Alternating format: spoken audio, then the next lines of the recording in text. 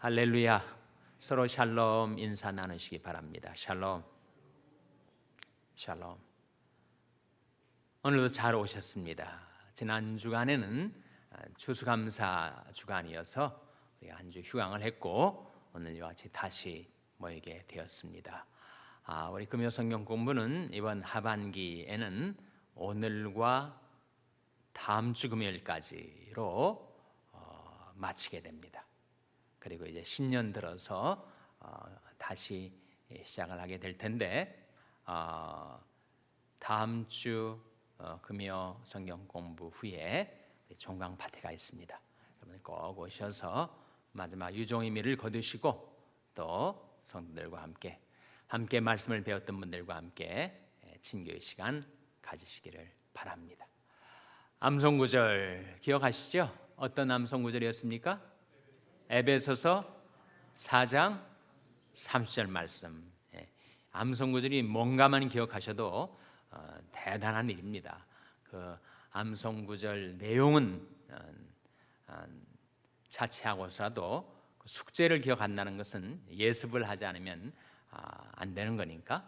자, 에베소서 4장 30절 말씀 같이 낭송하겠습니다. 시작. 에베소서 4장 30절 말씀. 하나님의 성령을 근심하게 하지 말라. 그 안에서 너희가 구속의 날까지 인치심을 받았느니라. 에베소서 4장 30절 말씀. 암송하실만 했습니까? 이종원 장로님 암송 쉽게 하셨어요. 오늘은 쉽게 하셨군요. 이수명 권사님은 같이 하셨어요?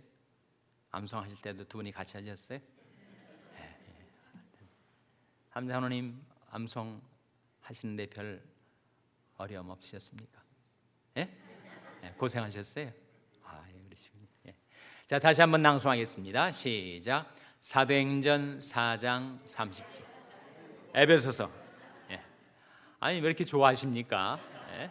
제가 틀린 것을 너무 좋아하시는 분들이 계신 것 같네요. 자, 다시 한번 낭송하겠습니다. 시작. 에베소서 4장 30절 말씀. 하나님의 성령을 근심하게 하지 말라. 그 안에서 너희가 구속의 날까지 인치심을 받았느니라. 에베소서 4장 30절 말씀. 그 말씀 속에 구속의 날까지 인치심을 받았느니라. 무슨 뜻일까요? 구속의 날 언제를 가리키죠? 우리 주 예수 그리스도가 다시 오셔서 우리 영혼뿐만 아니라 우리의 이 몸까지 다시 살려주실, 우리 낮고 천한 몸을 그리스도의 영광의 몸의 형체와 같이 부활시키셔서 영혼과 육체에 임하는 완전한 구속, 완전한 구원의 날까지 인치심을 받았다. 무슨 뜻이죠? 인치심? 인치심은 sealing, 다른 어떤 악한 세력이 우리를 해치지 못하도록 성령께서 완전한 보호를 해주신다라는 뜻과, 우리가 인을 쳐지면 우리가 완전히 하나님의 소유가 되는 것이죠. 그래서 성령으로 우리가 인침을 받아서 우리는 성령의 보호 가운데 살고 성령으로 말미암아 하나님의 소유로 확정이 된 것입니다. 아시겠죠?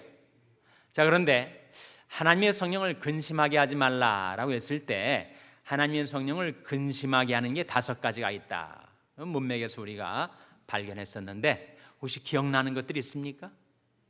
무엇이 하나님의 성령을 근심하게 하는 거죠? 거짓, 분노, 도적질, 더러운 말, 악독과 악의. 에베소 4장에 나와요. 에베소 4장에 하나님의 성령을 근심하게 하지 말라. 성령을 근심하게 하는 것,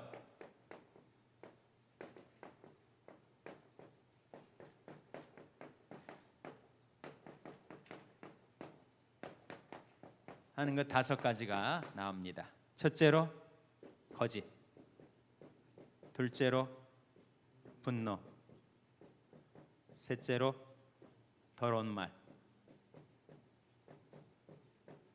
넷째로 셋째가 도적질,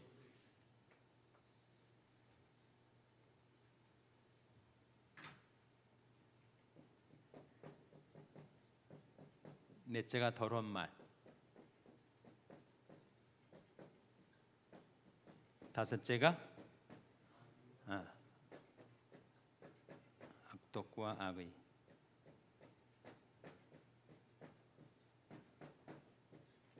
그러니까 우리가 생활 속에서 거짓을 말하거나 행할 때 그때 성령께서 근심하십니다. 성령은 정직하신 영이시기 때문에.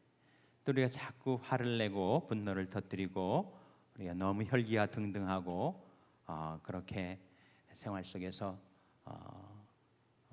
분노를 폭발시키면 성령이 근심하세요. 성령은 온유하신 영이시기 때문에 우리가 남의 것을 도적질하면 그것은 그야말로 10계명에 몇 계명을 범하는 거죠? 제 8계명 아닙니까? 내 부모를 공경하라. 몇 계명이죠? 제 5계명. 6계명은 뭡니까?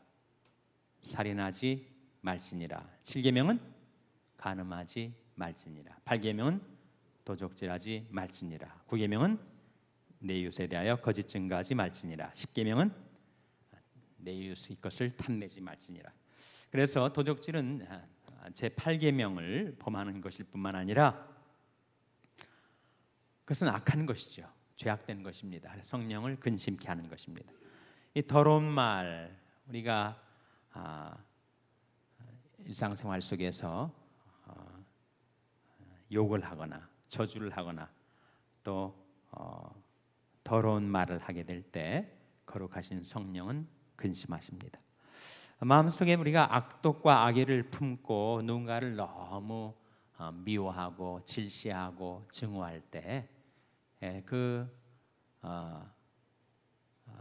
그런 마음, 그런 생각을 빨리 버리고 회개하지 않고 계속 이것을 품고 살면 성령께서 근심하신다는 거죠. 하나님의 성령을 근심하게 하지 말라라고 했을 때 성령을 근심하게 하는 것이 무엇인가를 우리가 알아야 조심하고 성령을 근심케 되지 않을 수가 있지 않겠어요?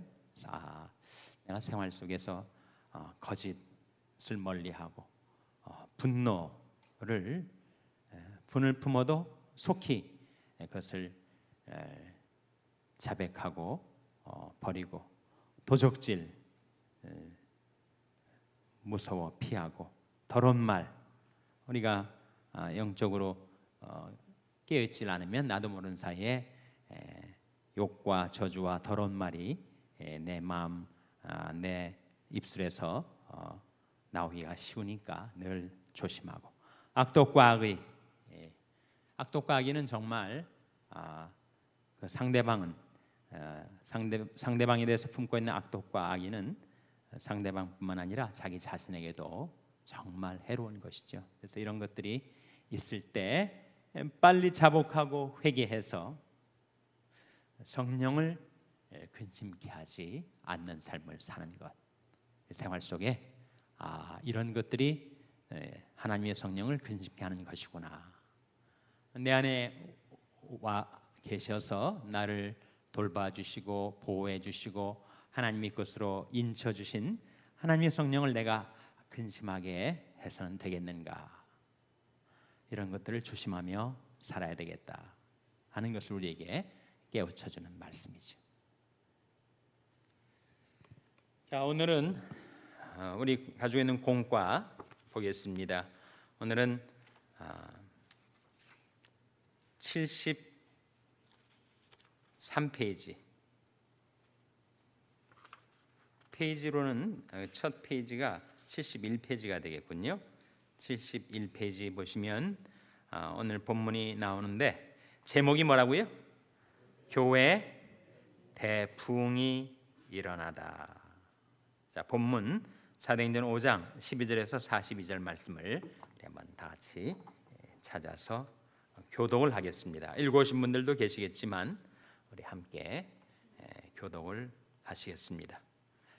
신약성경 193페이지 사도행전 5장 12절부터 마지막 42절까지 말씀을 교독하시면서 그 광경, 그 사건, 그 인물들을 여러분 마음 가운데 연상을 해보시기 바랍니다. 교독하겠습니다. 사도들이 손으로 민간에 표적과 기사가 많이 되매 믿는 사람이 다 마음을 같이하여 솔로몬 행각에 모이고 그 나머지는 감히 그들과 상종하는 사람이 없으나 백성이 칭송하더라. 믿고 주께로 나오는 자가 더 많으니 남녀의 큰 무리더라.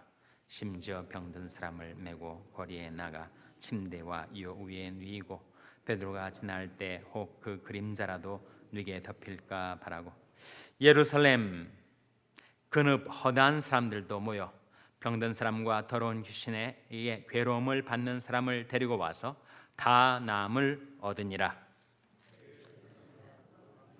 함께 있는 사람 사두개인의 당파가 다 마음의 시기가 가득하여 일어나서 사도들을 잡아다가 옥에 가두었더니 주의 사자가 밤에 옥문을 열고 끌어내어 가로되 가서 성전에 서서 이 생명의 말씀을 다 백성에게 말하라 하매 저희가 듣고 새벽에 성전에 들어가서 가르치더니 대제사장과 그와 함께 있는 사람들이 와서 공회와 이스라엘 족속의 원로들을 다 모으고 사람을 옥에 보내어 사도들을 잡아오라 하니 관속들이 가서 옥에서 사도들을 보지 못하고 돌아 말하여 가로되 우리가 보니 옥은 든든하게 잠기고 지킨 사람들이 문에 섰을 때 문을 열고 본즉 그 안에는 한 사람도 없더이다 하니 성전 맡은 자와 제사장들이 이 말을 듣고 의혹하여 일이 어찌 될까 하더니 사람들이 와서 과대 벗어서 옥에 가두었던 사람들이 성전에 서서 백성을 가르치더이다 하니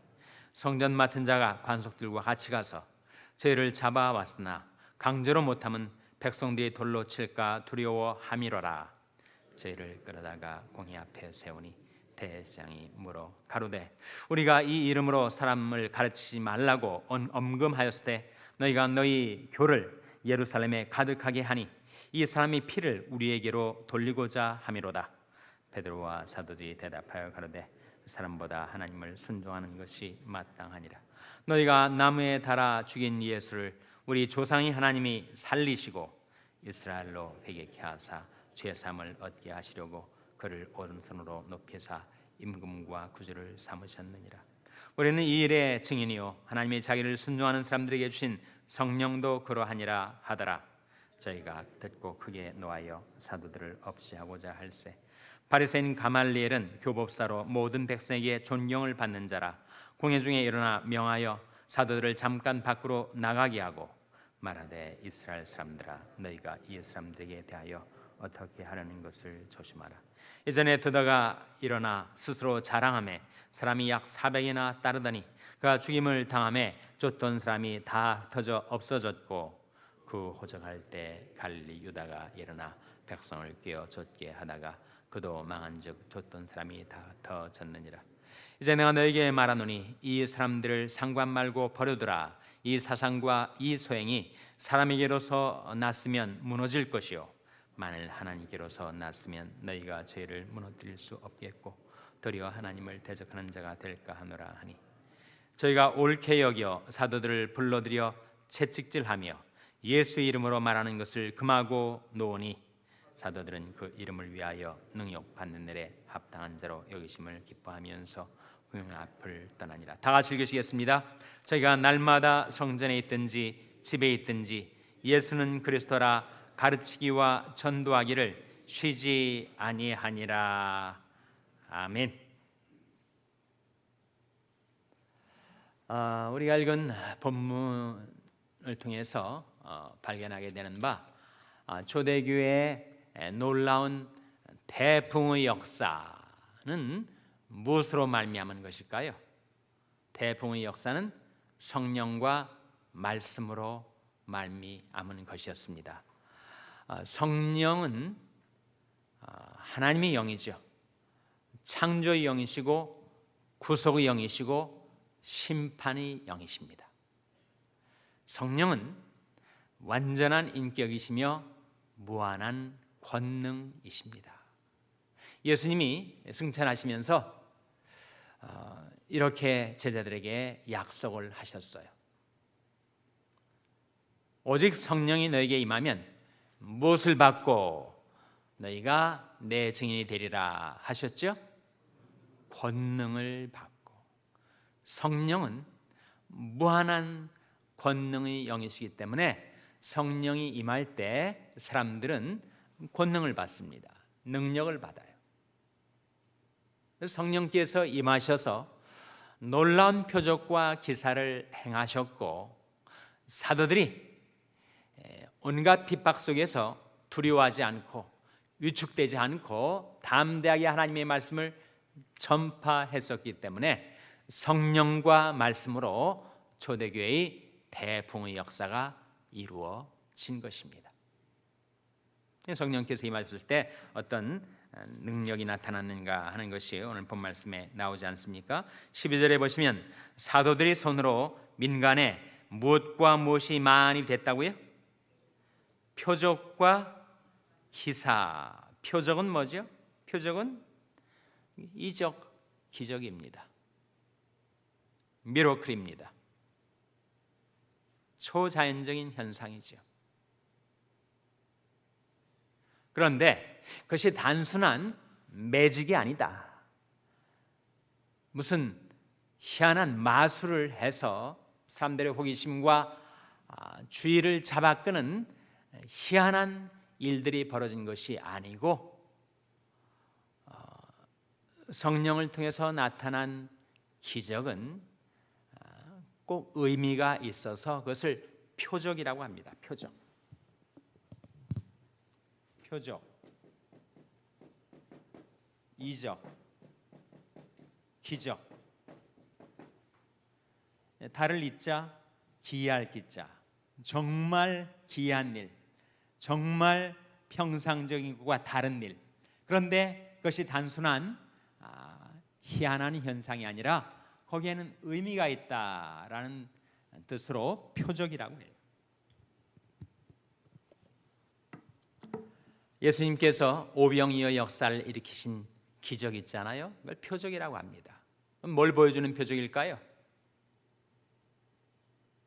예수님이 생명의 떡이시라는 것을 나타내는 기적이었다. 그런 표적이란 말이죠. 나는 생명의 떡이라. 내게 오는 자는 결코 줄이지 아니할 터여 나를 믿는 자는 영원히 목마르지 아니하리라. 그러니까 오병이어의 그 놀라운 기적을 통해서 예수 그리스도가 세상에 오시는 바로 생명의 떡임을 나타내주는 표적이었다. 죽은 지 나흘 만에 나흘이 되었던 나사로를 살려내시는 그 놀라운 기적 역시 표적이었는데, 나사로가 죽은 자 가운데서 살아나오는 것은 무엇을 나타내 보이기 위한 표적이었습니까? 무슨 표적이에요? 바로 나는 부활이요 생명이니 나를 믿는 자는 죽어도 살겠고 살아서 나를 믿는 자는 영원히 목마르지 아니하리라 라는 예수님이 부활이요 생명이라는 것을 나타내주는 표적이었다. 날 때부터 소경된 자가 눈을 떴단 말이에요. 그것 때문에 정말 예루살렘에 큰 소동이 일어났는데 놀라운 기적이죠. 근데 그것은 단순한 매직이 아니라 표적인데 무엇을 보여주는 표적이에요? 나는 세상의 빛이라. 나를 따르는 자는 어둠에 다니지 아니하고 생명의 빛을 얻으리라 하셨던 예수님이 세상의 빛이심을 나타내주는 표적이었다. 그래서 지금 초대교회에서 사도들이 손을 통하여 나타났던 그 놀라운 기적과 이사들, 표적과 기사는 다 성령께서 무한한 권능이심을 나타내주는 표적이었다는 거죠. 이런 놀라운 권능의 나타남 앞에서 믿는 사람들이 다 마음을 같이해서 솔로몬 행각에 모였습니다. 성전의 예루살렘 성전의 일부분을 말하죠. 솔로몬 행각에 모이고 그 나머지는 감히 그들과 상종하는 사람이 없으나 백성이 칭송하더라. 믿고 주께로 나오는 자가 더 많으니 남녀의 큰 무리더라. 성령의 권능이 어떻게 나타났는가? 15절에 보시면 심지어 병든 사람을 메고 거리에 나가 침대와 요 위에 누이고 베드로가 지날 때 혹 그 그림자라도 네게 덮일까 바라고. 16절 말씀 같이 읽겠습니다. 시작. 예루살렘 근읍 허다한 사람들도 모여 병든 사람과 더러운 귀신에게 괴로움을 받는 사람을 데리고 와서 다 나음을 얻으니라. 정말 온갖 질병, 그전에는 불치병도 있었겠죠. 온갖 병자들이 교회 앞에 나왔을 때, 사도들 앞에 나왔을 때 그들이 다 나음을 얻었대요. 병든 사람, 더러운 귀신에게 괴로움을 받는 사람, 그 사람들을 데리고 왔을 때 그들이 다 나음을 얻었다. 그것이 바로 성령의 능력입니다. 성령의 권능이에요. 그래서 예루살렘 교회가 정말 폭발적으로 부흥하고 성장하게 되었는데, 호사다마라고 좋은 일이 많으면 마가 낀다. 호사다마. 좋은 일이 있을 때 나쁜 일도 생겨요. 그것은 바로 초대교회에 다가온 박해였습니다. 박해. 17절에 보시면 대제사장과 그와 함께 있는 사람, 즉 사두개인의 당파가 다 마음에 무엇이 가득하여 라고 했습니까? 시기가 가득했어요. 사람은 정말 시기와 질투가 많은 존재예요. 소꿉장난하는 여자아이들, 조그만 소녀들만 시기 질투하는 게 아니라 종교 지도자들도, 그리고 성인들도, 노인들도, 청년들도, 나도 내가 시기와 질투가 있는 존재라는 것을 우리가 인정하길 원치 않지만 누구나 사람에게는 시기 질투심이 있는 겁니다. 그래서 그 종교 지도자들이 유대교 말고 도대체 이 기독교가, 신생 기독교가 이렇게 부흥하고 번창하는 것이 여간 마음에 질투가 나는 것이 아니었습니다. 그래서 그들에게는 종교적인 현세적인 제도권의 권세가 있었기 때문에 사도들을 잡아다가 옥에 가두었습니다. 그런데 옥에 쳐넣었던 사도들, 주의 사자가 밤에 옥문을 열고 끌어내면서 그들에게 이렇게 분부를 합니다. 성전에 서서 이 무엇을 다 백성에게 말하라 라고 했습니까? 생명의 말씀을.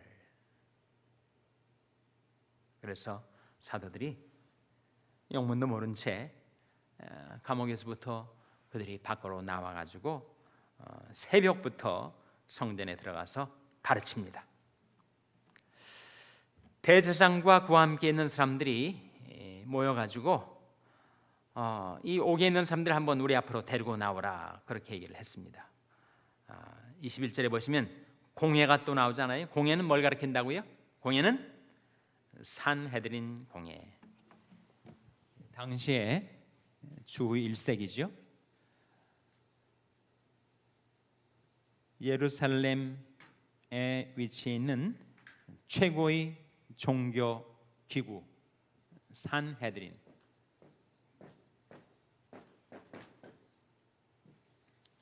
여기에 모든 권한이 집중되었습니다.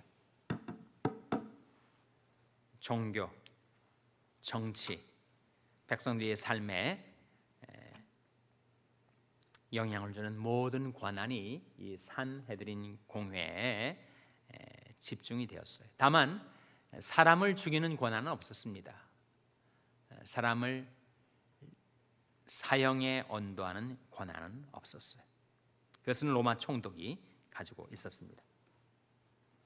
그래서 공회와 이스라엘 족속의 원로들을 다 모으고 사람을 옥에 보내어 사도들을 잡아오라 했는데 관속들이 가봤더니 옥에 사도들이 보이질 않는 거예요.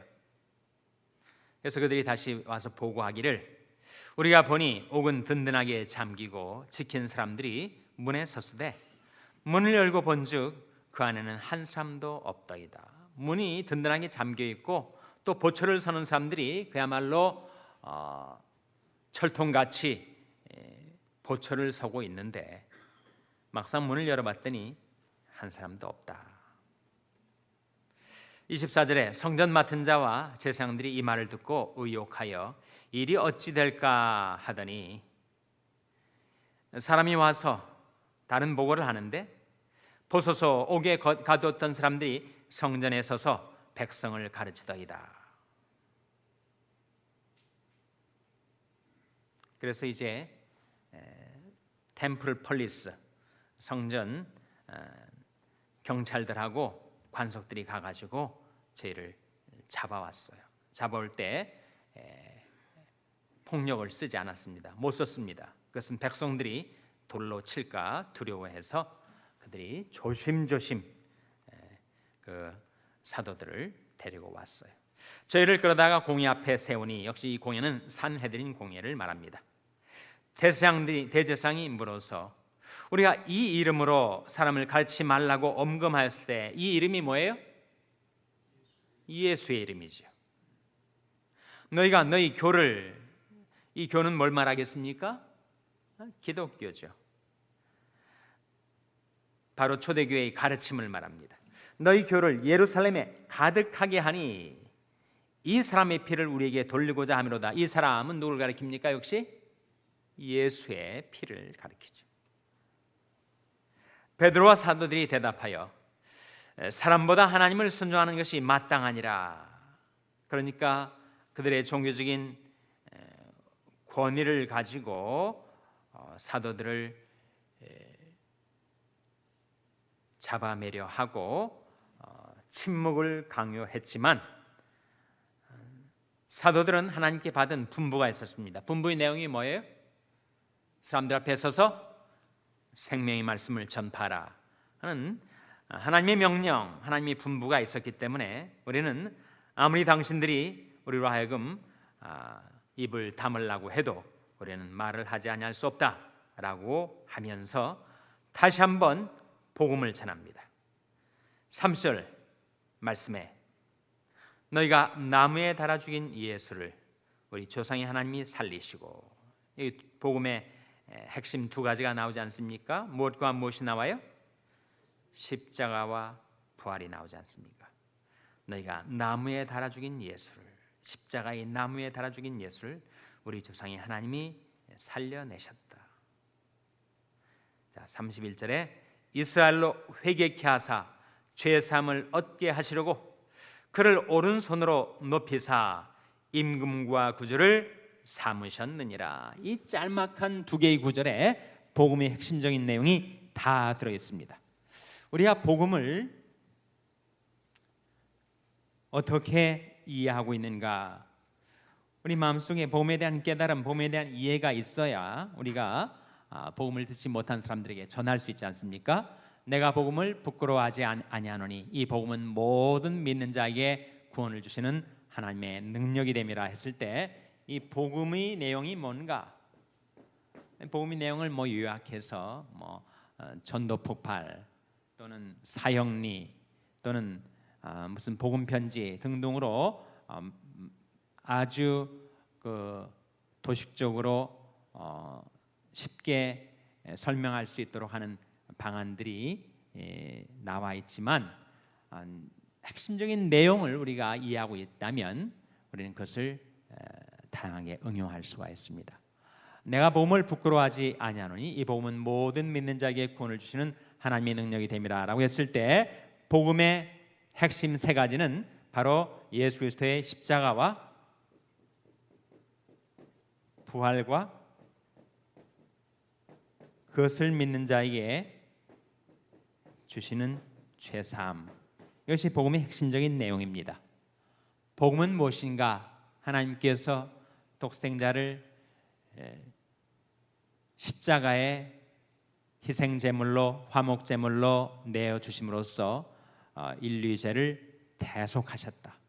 세상 죄를 지는 하나님의 어린 양으로서 그리스도의 십자가에 제물 되셔서 우리 모든 죄악을 대속하셨고, 그리고 그리스도를 다시 살려내심으로써 우리에게 부활과 영생이 있음을, 우리가 살고 있는 이 세상이 존재하는 유일한 세계가 아닌 영원한 천국이 있음을 부활로서 입증하셨고, 그리고 이 십자가와 부활, 하나님이 그리스도를 우리를 위해서 십자가에 내어주시고 그리스도를 살려내셨다라는 하나님의 구원의 역사를 믿는 자에게 주시는 죄사함, 이것이 바로 복음의 핵심적인 내용입니다.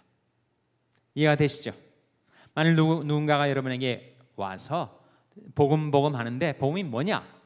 복음을 좀 내가 이해할 수 있도록 설명해 달라라고 할 때 뭐라고 말씀하실 것인가? 그 내용을 우리가 가지고 있어야 되지 않아요? 이것을 다양하게 응용하는 것은 그 다음 문제고, 복음의 핵심적인 내용이 무엇인가?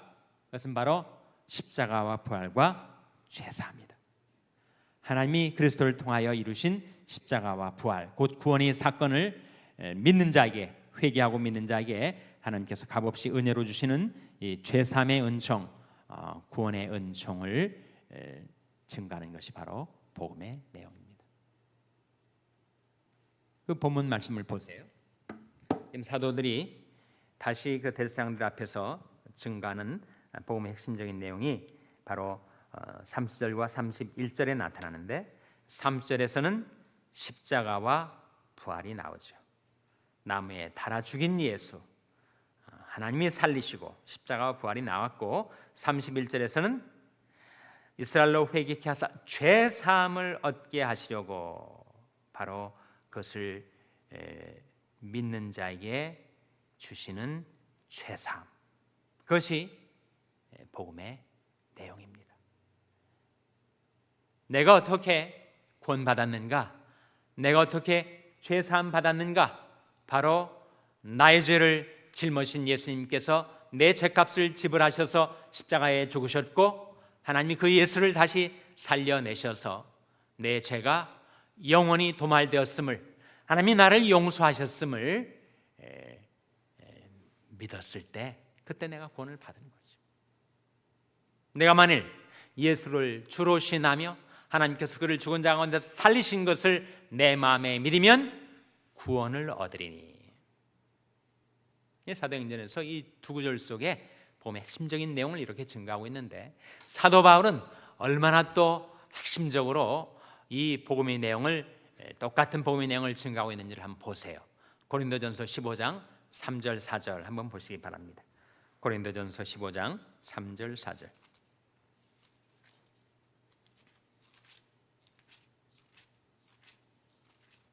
고린도전서 15장 3절 4절. 역시 이 두 구절 속에 복음의 핵심이 다 들어 있습니다. 고린도전서 15장 3절 4절. 1절부터 보시면, 형제들아 내가 너에게 전한 복음을 너희로 알게 하노니 이는 너희가 받은 것이요 또 그 가운데 선 것이라.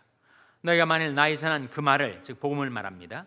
너희가 만일 나의 전한 그 말을 굳게 지키고 헛되이 믿지 아니하였으면 이로 말미암아 구원을 얻으리라 하면서 이제 복음의 내용, 복음의 컨텐츠를 3절 4절에서 증거하고 있는데, 같이 읽겠습니다. 시작.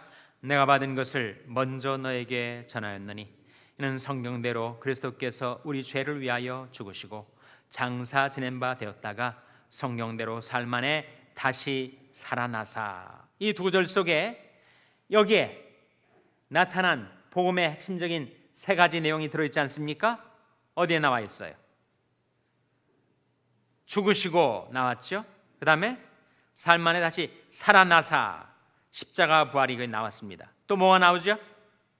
우리 무엇을 위하여 죽으셨다고요? 우리 죄를 위하여.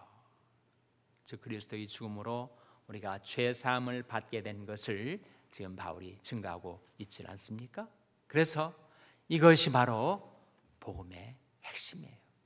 만약 누군가 여러분에게 와서 기독교인들이 말하는 복음이 도대체 뭘 두고 말하는 거냐라고 했을 때 여러분이 다른 복잡다단한 전도의 이론을 모르신다 할지라도 또 사역리를 모르신다 할지라도 또 전도 폭발에 복음 전하는 방식을 모른다 할지라도 이 내용만 분명하게 여러분이 파악하고 있다면 누구에게나 복음을 증거할 수가 있어요.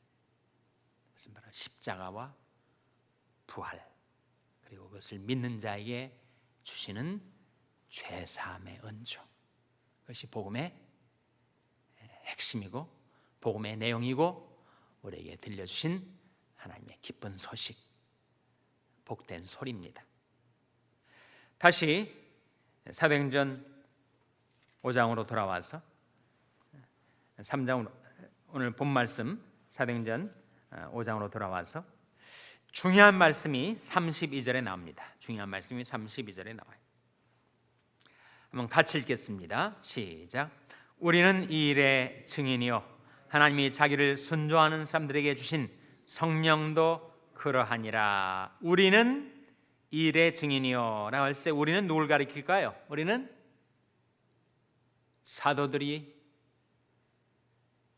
될 수 있고 초대 교회가 될 수 있고 예수를 믿는 신자들이 될 수가 있는데 우리가 이 일의 증인이요 했을 때 그것은 바로 제자들, 교회를 가리키죠.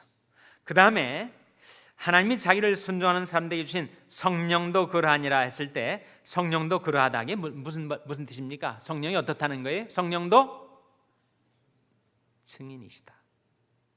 우리는 이 일의 증인이요 성령도 증인이시다. 여기에 증인이 둘이 있습니다. 하나는 교회, 하나는 성령.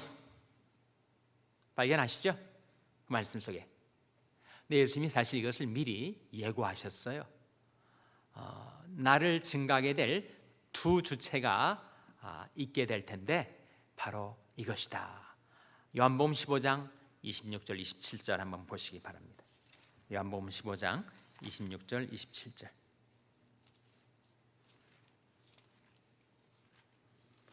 요한복음 15장 26절 27절. 찾으셨어요? 자, 요한복음 15장 26절 27절 말씀 같이 읽겠습니다. 시작. 내가 아버지께로서 너에게 보낼 스보야사 곧 아버지께로서 나오시는 진리 성령이 오실 때 그가 나를 증거하실 것이요 너희도 처음부터 나와 함께 있었으므로 증거하느니라. 여기에 예수를 증거하는 두 주체가 있습니다. 무엇과 뭐예요? 성령과 너희, 바로 제자들, 교회를 가리키죠. 그러니까 지금도 온 세상을 향하여 복음을 증거하고 예수의 증인이 되는 두 주체, 그것은 바로 성령과 교회입니다.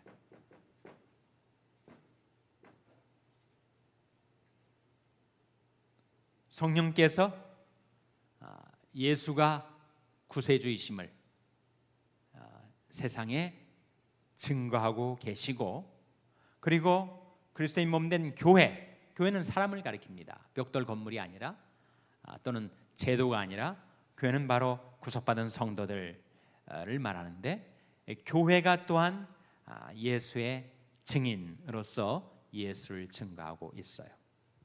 그래서 지금 예수님이 요한복음 15장에서 말씀하신 거나 지금 사도들이 대제사장들 산헤드린 공회 앞에서 말한 것이나 정확하게 증거의 두 주체를 성령과 교회라고 말씀하고 있는데, 이것을 보여주는 것이 요한계시록 22장 17절입니다. 한번 보시기 바랍니다. 요한계시록 22장 17절.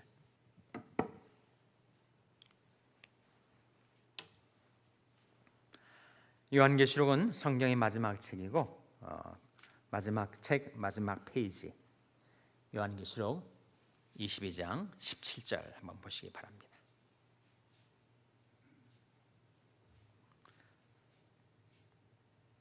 요한계시록 22장 17절 말씀 한번 같이 읽겠습니다. 시작.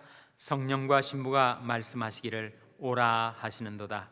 듣는 자도 오라 할 것이요 목마른 자도 올 것이요 또 원하는 자는 값없이 생명수를 받으라 하시더라. 지금 온 세상을 향하여 오라고 초청하는 두 주체가 있다는 거예요. 무엇과 무엇입니까? 성령과 신부. 이 신부가 뭐예요? 이 신부가 바로 교회죠. 교회. 성령과 신부. 신부는 그리스도의 신부인 교회를 가리킵니다. 그러니까 지금도 온 세상을 향하여 오라. 목마른 자든 원하는 자든 값없는 자든 누구나 오라라고 온 세상을 향하여 구원으로 초청하고 있는 두 주체가 있는데 그것은 바로 성령과 교회라는 거예요. 성령과 우리라는 겁니다. 우리가 교회에 속한 지체들 아니에요? 그러니까 우리도 지금 세상을 향하여 오라, 그리스도께로 오라, 하나님 앞으로 나오라. 그렇게 성령과 함께 온 세상을 향하여 구원의 초청을 하고 있는 겁니다. 그래서 성령과 교회는 바로 예수의 증거, 예수를 증거하는 두 주체다. 성령은 예수의 영이시고 그리스도의 영이시기 때문에 완벽한 그리스도에 대한 증거를 하고 계시죠. 교회는 좀 불완전한 증인입니다. 부족한 증인이에요. 교회는 성령만큼 완벽하게 예수 그리스도를 증거하기에는 불완전하죠. 네, 불완전하지만 우리는 예수를 증거합니다. 네, 더 잘 증거하려면 우리가 예수를 더 깊이 알아야 하죠. 예수를 경험해야 됩니다. 그래서 예수를 아는 만큼 우리는 예수를 확신 있게 증거할 수가 있어요. 근데 어떻게 하면 예수를 알 수가 있죠? 어떻게 하면 예수를 알 수 있습니까? 예수를 아는 길은 지식적으로, 머리로, 이성적으로가 아니라 예수와 함께 살 때. 사도행전 4장 13절 한번 보세요. 이 베드로와 요한이 불황무식한 갈릴리 어부였는데 그 당대의 석학들 앞에서 그들이 정말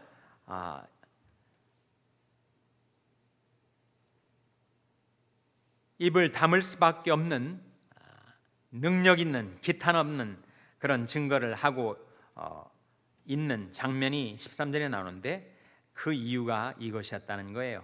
사도행전 4장 13절 말씀 다시 한번 같이 읽겠습니다. 사도행전 4장 13절 말씀 시작.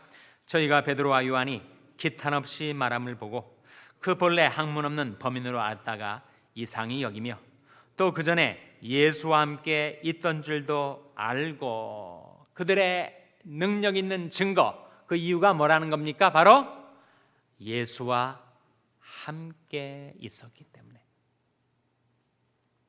예수님과 함께 살았기 때문에 그들이 보고 들은 것을 말하지 않을 수 없는 그런 능력 있는 증거가 가능했었다는 거예요. 우리 증거가 미약한 이유, 그것은 예수를 잘 모르기 때문이고, 예수를 왜 잘 모르는가? 예수님과 함께 살아가지 않으니까. 그래서 성경에 보면 그런 말씀이 나옵니다. 내가 내게 장가들어 영원히 함께 살겠다. 그리고 나와 함께 살기 때문에 너희가 나를 알게 될 것이다. 그런 말씀 있지 않습니까? 내가 내게 장가들어 영원히 살되 의와 공변됨과 은총과 긍휼이 여김으로 내게 장가들며 진실함으로 내게 장가들리니 내가 여호와를 알리라. 남편과 아내가 함께 더불어 살아가면 서로를 알게 되죠.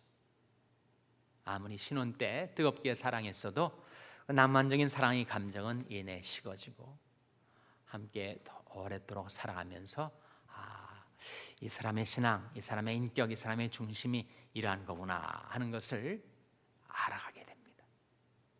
알려면 함께 살아야 돼요. 남편과 아내가 함께 사는 것에 상당히 한 가지 문제가 있는 모양이에요.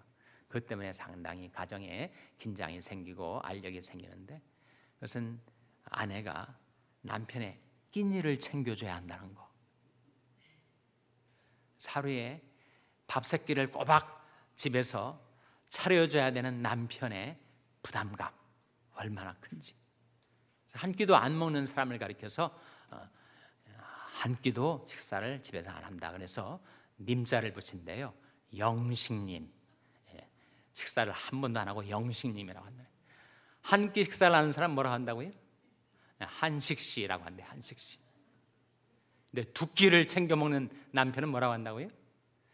님이나 씨자를 안 붙이고 그냥 두식이 그렇게 해야 한다는. 세 끼를 다 챙겨 먹으면 어떻게 돼요? 삼식이 새끼 이렇게 얘기한다는. 끼니를 챙겨 먹는 게 참. 저는 뭘까요? 저는 어디에 해당되겠습니까? 제가 자가 점검을 해보지 않았겠습니까? 저는 두식이, 준식이하고 좀 이름이 비슷비슷한데 저는 두식이쯤 해당되는 것 같습니다. 어느 70대 할아버지가 글쎄 꼬박꼬박 며느리한테 하루 삼시세끼를 다 챙겨 드시더래요. 아무리 착한 며느리라 하더라도 도대체 자유가 없이 그냥 시간만 되면 시아버지 식사를 챙겨줘야 되니까 얼마나 힘들겠어요. 그걸 보고 할아버지 좀 한 끼 정도라도 경로당에 가서 좀 식사 좀 하시지, 며느리 너무 힘들지 않겠냐고 그랬더니 나 경로당 안 가 그러더래요. 그래서 왜 안 가세요? 그랬더니 경로당 가면 자꾸 형들이 심부름 시켜가지고 안 간다고. 뭐 라면 끓여오라, 청소하라. 80대, 90대 형들이 자꾸 심부름을 시킨대요. 그래서 안 간다고 그랬다는 거 아닙니까? 우리가 알려면 함께 살아야 됩니다. 제자들이 이렇게 확신 있게 복음을 증거할 수 있었던 것은 예수와 함께 있었기 때문에. 나의 증거가 미약하고 허술한 이유는 내가 예수와 동행하는 삶을 사는 데 있어서 부족했기 때문에. 어떻게 예수와 동행하는 삶을 살 수 있습니까? 대화를 나눠야 되죠. 예수님과의 대화. 나는 예수님께 말씀드리고 기도 아닙니까? 예수님은 나에게 말씀하시고 성경 아닙니까? 기도와 말씀으로 주님과 대화하고, 주님을 섬기면서 주님 계신 곳에 나도 함께 있고. 예수님 그렇게 말씀하셨어요. 사람이 나를 섬기려면 나를 따르라. 나 있는 곳에 나를 섬기는 자도 거기 있으리니 사람이 나를 섬기면 내 아버지께서 저를 귀히 여기시리라. 주님 계신 곳에 나도 항상 있고, 내가 시험의 길로 잘못된 길로 가다가도 주님이 이 길로 안 가실 텐데 그러면 돌이켜서 돌아오고. 그래서 주님과 동고동락하며 주님과 교통하고 동행하며 사는 삶, 그것이 주님과 함께하는 삶이고, 주님과 함께 살면서 경험적으로 주님을 알아갈 때 우리는 세상을 향하여 성령과 함께 와보라 라고 확신 있게 초청할 수 있습니다. 목마른 자로 오라, 값없는 자도 오라, 원하는 자는 누구나 와서 생명수를 마시라. 그렇게 우리가 사람들에게 초청을 할 수가 있다 하는 거죠. 자, 다시 오늘 사도행전 5장 마지막 부분 보겠습니다. 33절에 보시면 저희가 듣고 크게 노하여 사도들을 없이하고자 할 때 바리새인 가말리엘, 교법사입니다. 율법을 가르치는 스승이었는데 공회 공연 중에 한 사람이었는데 그가 일어나서 사도들은 잠깐 나가 있게 한 다음에 이렇게 말합니다. 이스라엘 사람들아, 너희가 이 사람들에게 대해 어떻게 하라는 것을 조심하라 하면서 두 케이스를 드다와 유다 케이스를 듭니다. 이것은 주 1세기에 일어났었던 역사적인 사건을 예를 들면서 이제 가말리엘이 지금 이렇게 말합니다. 38절에 이제 내가 너에게 말하노니 이 사람들을 상관 말고 버려두라. 즉 사도들을 말합니다. 이 사상과 이 소행이 사람에게로서 났으면 무너질 것이요 만일 하나님께로서 났으면 너희가 저희를 무너뜨릴 수 없겠고 도리어 하나님을 대적하는 자가 될까 하노라.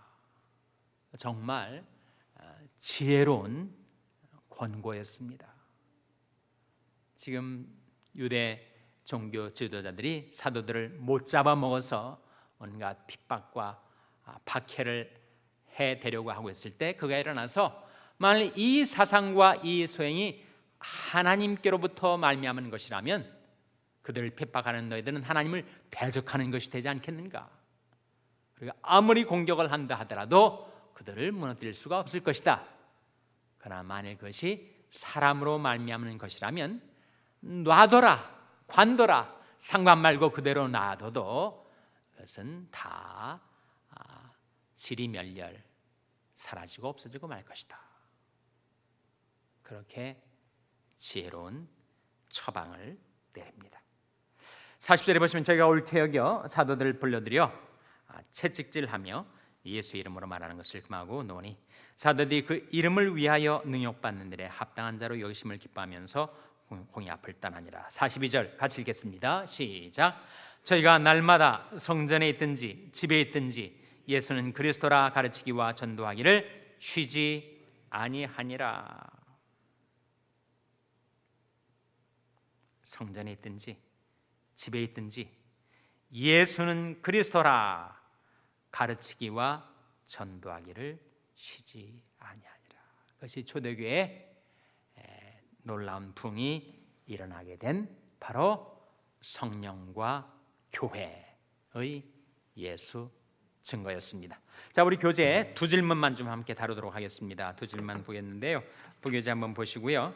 가지신 교재의 74페이지 2번 한번 보세요. 74페이지 2번 질문은 지금 이 초대교회의 놀라운 부흥의 역사 앞에 있었던 아나니아와 삽비라 사건을 문맥으로 연결시켜서 전후 관계 문맥 속에서 의미를 지금 파악하는 질문입니다. 일반적으로 사람들은 교회가 죄를 노골적으로 책망하면 부흥하기가 어렵다고 말한다. 교인이 잘못해도 덮어주거나 부드럽게 다뤄야지 베드로처럼 직선적으로 책망하면 아무도 교회에 나오려 하지 않을 것이라고 생각하기 때문이다. 그래서 오늘날 교회의 지도자들은 교인들이 떠날까 두려워 잘못을 보고도 말하지 못하는 경향이 많다. 하지만 오늘 본문은 교회가 죄를 용납하지 않을 때 능력이 있고 부흥이 일어난다는 진리를 보여준다. 그러므로 어떤 희생을 치르고라도 과감하게 죄를 막아야 한다. 당신에게는 교회의 부흥을 방해하는 죄를 용납하는 어두운 구석이 없는지 생각해보자. 그래서 너무 사람들의 주의, 의식, 관심, 사람들을 두려워해서 교회가 교회로서의 진리를 행하는 일을 소홀히 할 때 그것이 더 많은 사람들에게 환심을 사게 될 것 같으나 오히려 결과적으로는 그렇지 않고 교회가 진리에 서서 순종하고 또 권징을 행할 때 오히려 그것이 사람들에게 엄격하게 대하는 것 같지만 초대교회의 놀라운 기적적인 부흥은 아나니아와 삽비라 사건에 나타난 성령의 역사, 성령의 징계 이후에 교회가 개혁되고 청결케 되어서 일어난 은혜의 부흥이었다 하는 사실을 보여주고 있는 질문입니다. 7번 하나 더 다루겠습니다. 7번 사도들이 전한 복음과 그들이 취한 태도는 시정일관 변함이 없었다.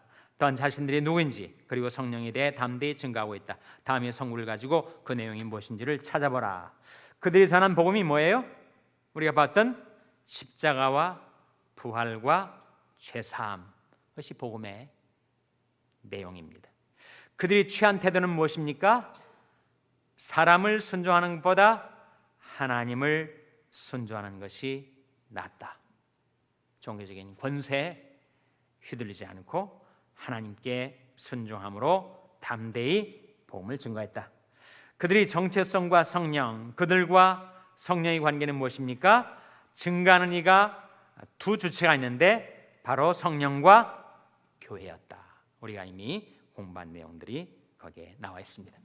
다음 주 암송 구절은 오늘 우리가 중요한 요절로서 공부했던 사도행전 5장 32절. 사도행전 5장 32절 말씀이 다음 주 암송 구절입니다. 아까 말씀드린 대로 다음 주는 하반기 종강 시간입니다. 다음 주까지 꼭 나오시기를 바랍니다. 질문 있습니까? 질문 없으신 줄 알고 제가 기도하고 마치겠습니다. 아버지 하나님, 성령과 신부가 온 세상을 향하여 오라 초청할 때 저희들도 주님의 신부, 주님의 몸된 교회의 지체로서 세상을 향하여 주님께로 오라고 초청할 수 있는 확실한 증거, 담대한 신앙을 저희들에게 베풀어 주시옵소서. 저희 교회를 성령으로 충만케 해주시고 저희 한 사람 한 사람을 성령으로 충만케 해주셔서 저희들을 통하여 예수의 증거가 온 세상에 전파되게 하여 주시옵소서. 이 모든 말씀 예수님의 이름으로 기도하옵나이다. 아멘.